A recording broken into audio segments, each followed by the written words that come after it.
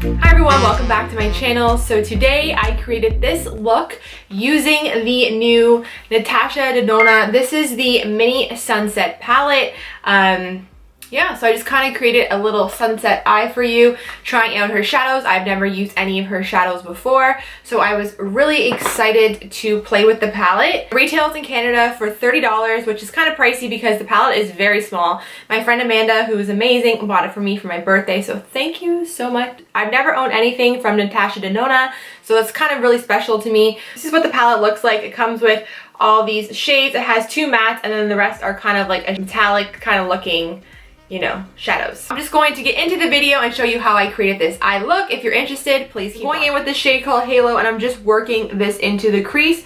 Honestly, you don't need a lot. A little bit goes a long way, so I'm just dabbing it and then just working it, blending it, and you know, that's what's happening.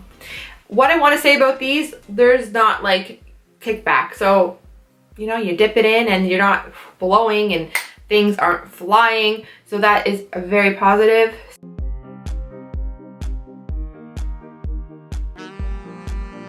Sending it all the way to the brow tail, just flicking it out.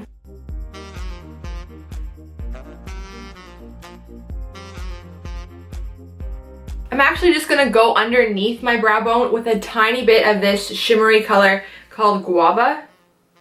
So I'm gonna tap that a bit, and just a little bit, and I'm going to kind of just work that underneath.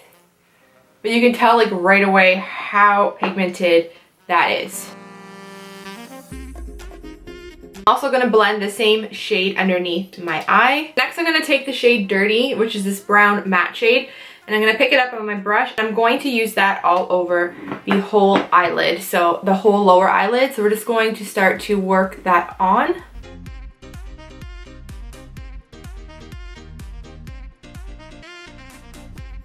I'm taking that right to the crease but not going any higher, and just packing that on. But as you can see, I don't have any fallout. Product goes on the eye really smooth, and it's super pigmented. So I'm just going to pick up a blending brush, and we're going to go back in with both shades, mixing them together, and then I'm going to start to work them into my crease to get rid of this harsh line. We want to have a nice transition between the two, so we're just going to buff the two colors together into the crease and just start blending.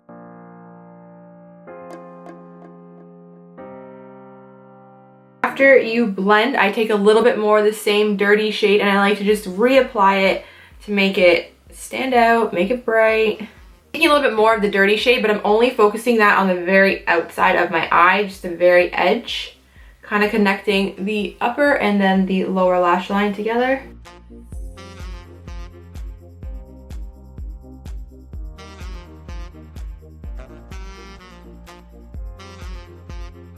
I am finding that this dark shade is Patchy.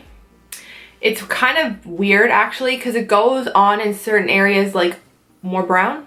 It's bizarre. Like in the pan it looks warm, but then there's certain areas in my eye where it looks like I almost put like a black.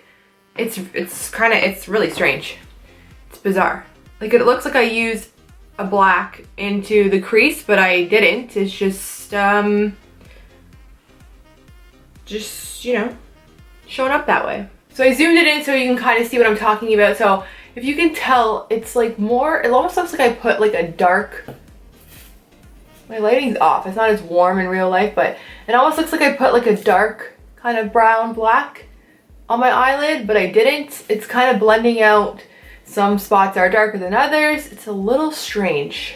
I used this coppery shade today, so I think I'm going to go earlier today. So I'm going to try out this shade called Sunbeam. Okay, so when you pick this color up with a brush, like, it doesn't really do much, if you can tell,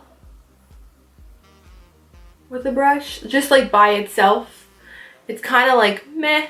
So then when you use your finger, the shade is kind of, it's not foiled. So I think people are expecting foiled, and it's not foiled. It's just almost like a metallic kind of shadow. I'm just going to apply that to the center of my lid.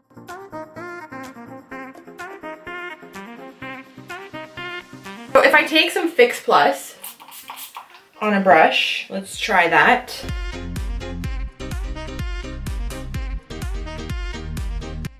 It's definitely better with Fix Plus.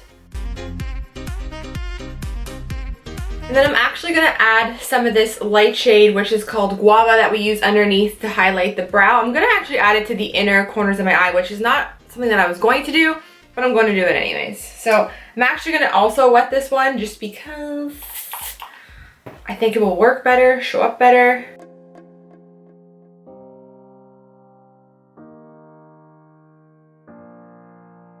I'm also gonna drag that into the inner corners of my eye. Next, I'm gonna go in with my Art Deco. This is the Mineral Eye Styler in number 59, which is brown. So we're gonna go in with that. I'm not doing a wing today, I don't wanna do that. I'm just going to line my eyes.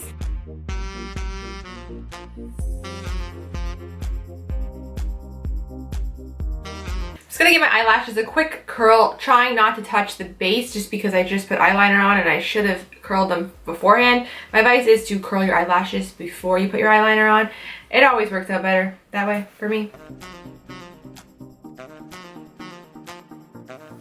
So next I'm just applying the Smashbox Super Fan mascara to my top and bottom lashes. I'm going to finish off the look with a pair of Sali lashes called So Classy. So I'm just going to quickly apply those. I'm going to line my lips with the Rimmel lip liner in Rich. We're just going to do a light lining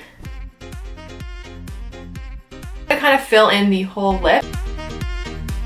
And then to fill the whole lip in, I'm going to go in with this Nude by Nature Color Balm in the color 3 Pink. These are really nice. They're moisturizing and they kind of smell like an orange. Super nice.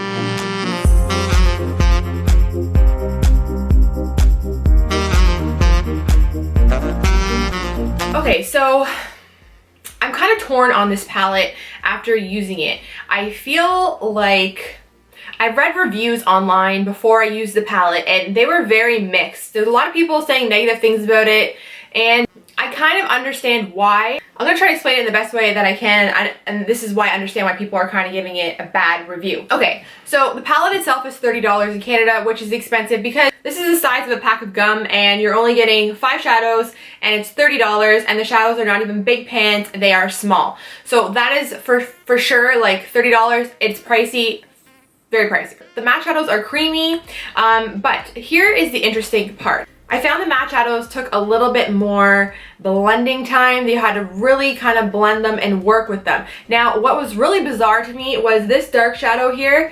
I can't even describe what it was doing. I was talking about it while I was applying it, but it was creating like a dark brown in certain areas of my eyelid. I set my eyelid with powder and my eyelid didn't have any oils on it or creams. Like it was set with a powder, and then this ended up being in some areas really like this color brown, and then in some areas it went almost like I took a dark blackish kind of brown and worked it into the crease. It was bizarre. So that it's kind of weird to me. Then when you come into these shiny shadows, I think people were really expecting like a foiled, over the top, glam, in your face, sparkly kind of thing.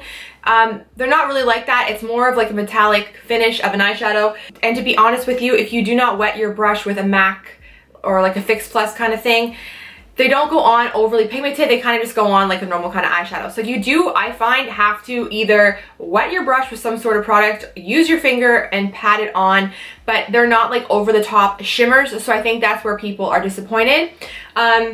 I created a really nice look, I think, with it. It's definitely not the worst palette I've ever used, but I do get where people are coming from saying that this is a lot of money and this should be over the top, and I get that. For a person who has never tried Natasha Denona shadows, which I am not, because first of all, I'm not a millionaire. In Canada, her palette retails for $210, which I think it's insane. That is crazy. Like, basically, a lot of people cannot afford that, and if you're a really popular beauty blogger getting stuff for free, that's great, but the average consumer really can't afford to buy that. I think it would be great for her to maybe give you less in the pan and that way maybe cut the price in half, so the palette might be $100, which I still think is crazy, but I think that would be more achievable for people to buy. And even I would try it that way, $100 for like a bigger palette, I would buy it. But as $210 in Canada for her palette, I think that's absolutely insane. But for somebody who's never tried her shadows, and I know her shadows get amazing reviews, especially there's one palette, it's more on the warm side that I really want, but again, $210, holy shit. But for somebody who's never tried her shadows and they went in and bought this and wanted to go this route first before maybe taking the splurge, I think this is not a good, you know, entry level is what I'm trying to say. I feel like she should have done a better job, because I feel like if this was unbelievable, spectacular, the best eyeshadows I've ever used in my entire life, after trying this, I probably maybe would save up to buy a $210 eyeshadow palette, possibly, because this is my life, this is my career, and I really do like nice quality things. So maybe, but after using this, it's kind of like put me on the fence a bit about her eyeshadows. But I know that I think this is a bad indication, because I know people rave about her other palettes, so I don't want to knock that, if you know what I'm saying. But overall, I do think this is a good palette. I just don't think that it's worth $30, if you want my honest opinion. Okay, so this will be the end of my review on the new little mini Natasha Denona Sunset palette. I hope you guys found this review helpful if you were thinking about picking it up. If you did, please don't forget to give it a thumbs up and subscribe. And until next time, I'll see you guys later. Thanks for watching.